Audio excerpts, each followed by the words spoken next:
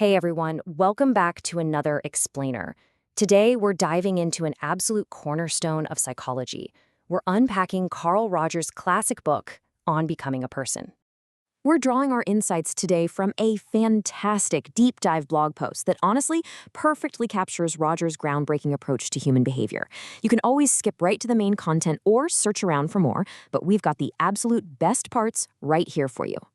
So this breakdown comes to us from Life Beyond the Covers. It's a really cool space dedicated to connecting deep literary insights with real-world personal growth. And as you'll see, growth is exactly what Rogers is all about. Okay, here's our agenda. We're breaking this down into 6 key sections today. Speaking personally, how can I be of help, the process of becoming, the good life, directions in therapy, and finally, teaching and learning. Let's jump right in. Starting with Part I, speaking personally. Rogers actually kicks things off by looking inward. He grounds his entire theory in his own lived experience, and he's super open about his own doubts and struggles. He realized pretty early on that pretending to be someone you're not, wearing this fake mask of competence, it really just pushes people away. Genuine connection, that requires the courage to be completely real with people. And that realization leads us to one of the most profound paradoxes in all of psychology. Quote, when I accept myself as I am, then I can change. So, growth isn't about achieving some impossible, flawless perfection. It's really about radical honesty. Rogers saw the therapist not as some untouchable authority figure in a white coat, but simply as a fellow human traveler. Moving right along to Part 2, how can I be of help?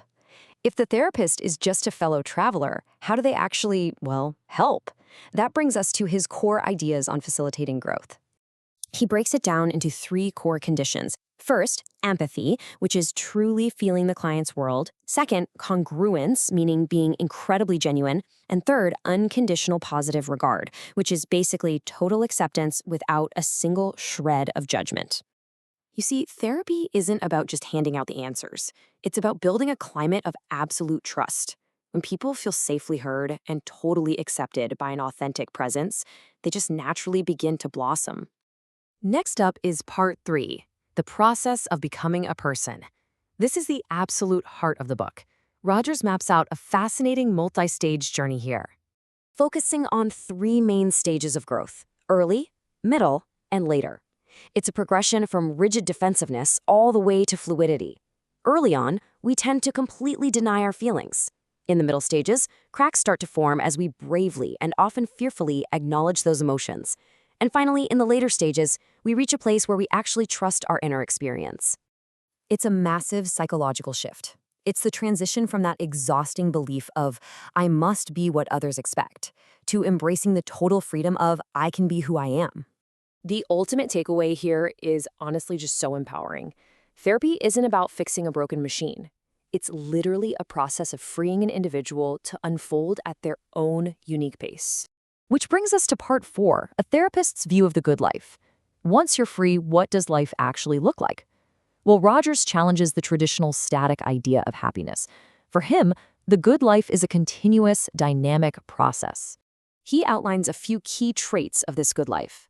A fully functioning person is open to experience, both the joy and the pain. They live existentially, meaning right in the present moment. They trust their organism, choosing their inner wisdom over external rules. And finally, they actively embrace creativity.